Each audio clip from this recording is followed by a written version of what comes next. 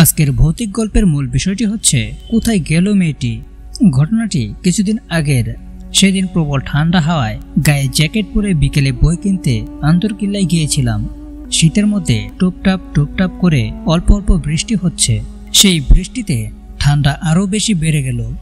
কিছুটা হাড় কাঁপা নিয়ে বই কেনা শেষ করলাম। আন্দরকিল্লা এদিকেই জেএম সেন হলে আমার এক পুরনো বন্ধু থাকে। ভাবতেছি ওর সাথে দেখা করেই যাই।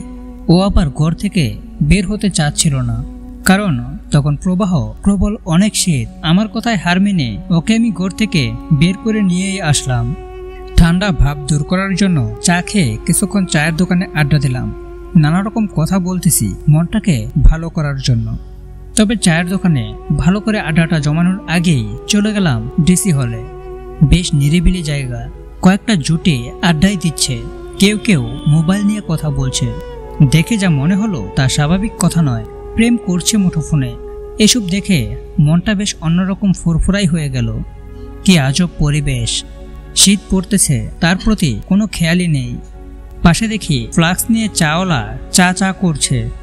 কিছু দূর দেখি বাদামওয়ালা চেরাকের আগুন দিয়ে বুট বাদাম বিক্রি করছে। আমার বন্ধুকে বললাম চল বুট খাই। ও আবার অনীহা প্রকাশ করলো। জোর করেই বললাম চল খাই। বুট বাদাম কিনে খেতে খেতে আরো বেশি আড্ডায় জমে উঠলাম। আড্ডা দিচ্ছি ঠিকই, কিন্তু চোখ আমার সবখানে। কে কি করতেছে না করতেছে লক্ষ্য করতেছি সবকিছুই। দেখি একটা দম্পতি তার মেয়েকে নিয়ে ডিসি হলে মঞ্চে থাকা জায়গায় বসে তারা কথা বলছে। আবার একটা ছেলে একটা মেয়ের হাত ধরে হাঁটাহাঁটি করছে। হঠাৎ দেখি একটা মেয়ে গেট দিয়ে ঢুকে একলা একলা কিছুক্ষণ ঘোরাঘুরি করতেছে। ওর সাথে পাশে কেউ নেই। আমাদের পাশে থাকা বসার জায়গার কিছু দূরে বসে আছে। মেয়েটার সাথে দেখি আসলেই কেউ নেই, কিন্তু রাত তো হয়েই এলো, শীত পড়তেছে। একলা একলা বসে থাকা মানেটা কি? গায়ে কোনো শীতের কাপড়ও নেই। সালোয়ার কামিজ পরা মেয়েটি, চেহারাটা পরিষ্কার বোঝা যাচ্ছে না। আবছা আবছা আলোতে কিছুটা দেখছি। আচ্ছা যাক, নিজের কাজে মন দিলাম। আমার বন্ধু আমার সাথে বকবক করে কথা বলেই যাচ্ছে।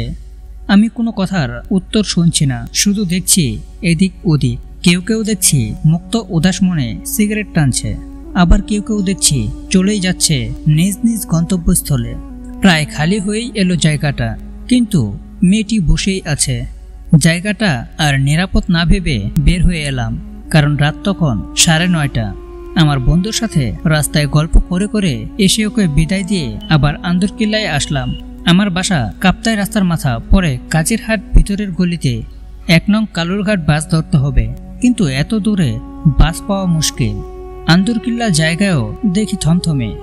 মনে একটা সংশয় হলো, অন্যদিন তো এভাবে থাকে না, কিন্তু আজ কেন? এসব কথা চিন্তা করতে করতে চিন্তা বাদ দিয়ে বাস আসার প্রতি মনোযোগ দিলাম। কিন্তু যাও কয়েকটা বাস আসতেছে, যাচ্ছে শুধু বহদ্দার হাট পর্যন্ত। ভেঙে ভেঙে যাওয়া অনেক কষ্টকর, তাই আরো কিছুক্ষণ অপেক্ষা করতে থাকলাম। কিছুক্ষণ দেখি একটা নতুন বাস কালুরঘাট বলে চিৎকার করছে। আবারও মনে সংশয় হলো, এত বড় বাস এত রাতে এত সহজে যায় না। বাসটা বেশ নতুন। বাসে উঠে পিছনের সিটে গিয়ে বসতেই দেখি সেই মেয়েটি যাকে আমি একলা একলা ঘোরাঘুরি করতে দেখেছি ডিসি হলে। কিন্তু ওই মেয়েটি এই বাসে আসলো কিভাবে? এই বাস তো নিউ মার্কেট থেকে আসছে। তাহলে মনে আমার অনেক প্রশ্ন ঘুরপাক খাচ্ছে। প্রশ্নেরা আমার কাছে আসছে আর যাচ্ছে। আজব চিন্তারা আমার পাশে এসে বসে আছে, কিন্তু ভেবে উপায় কি? চিন্তার তো বিষয়ই। যাই হোক, আমি আমার সামনের দিকে ফিরে তাকালাম। বাস ছেড়ে দিয়েছে। আমি বাসের জানালার দিকে তাকিয়ে রইলাম। বাস ড্রাইভার পিছনের দিকে লাইট জ্বালিয়ে দিয়েছে। কিছুক্ষণ পর আমি মেয়েটির দিকে তাকিয়ে আছি। বাহ, বেশ সুন্দর মেয়েটি। তখন অন্ধকারে ভালোভাবে দেখা যায়নি। বয়স আর কত হবে? আনুমানিক 20 থেকে 21 হবে হয়তো। ওর দিকে না চেয়েও পারছি না। বেশ অপরূপ দেখতে, কিন্তু এইভাবে তাকিয়ে থাকলে নিশ্চয়ই অন্য কিছু মনে এনে সন্দেহ করবে। কেমন জানি দেখতে মেয়েটি। একবার তাকিয়ে থাকলে দেখতে অনেক সুন্দর লাগে, আবার কিছুক্ষণ পর যখন তাকিয়ে থাকি তখন মনে হয় অদ্ভুত ধরনের বিকৃতি চেহারার। ঠিক তাকাতে যেমন ভয় হয়, খেয়াল করে দেখি ওর চোখ মুখ জ্বলজ্বল করছে। হাতগুলো দেখতেই বা কি রকম, পুরা অদ্ভুত ধরনের। বাস পূর্ণ গতিতে চলছে।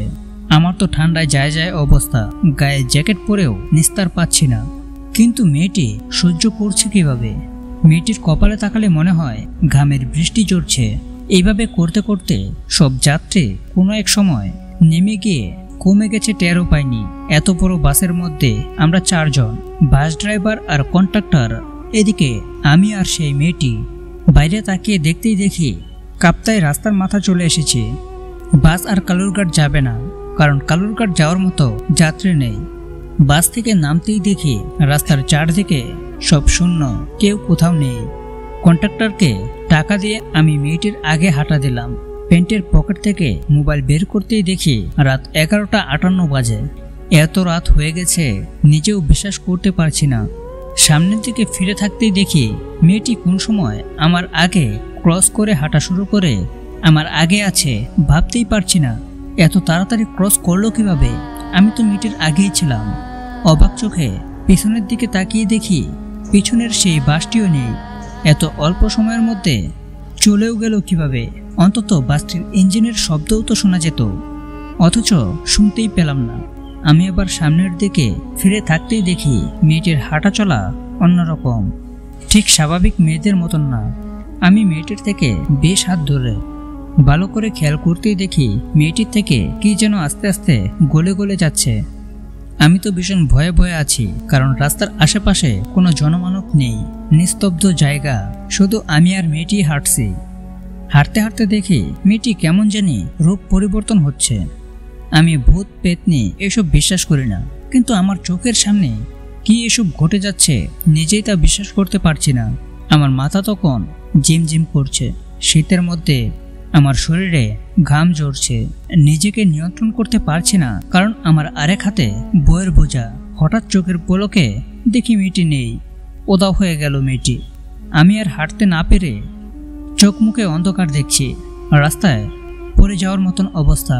আলোকিত রাস্তার স্ট্রিট লাইটও আমাকে আলোকিত করতে পারছে না। সব কিছু যেন স্থির হয়ে আসছে। মনের দম ফুরিয়ে যাবার উপক্রম।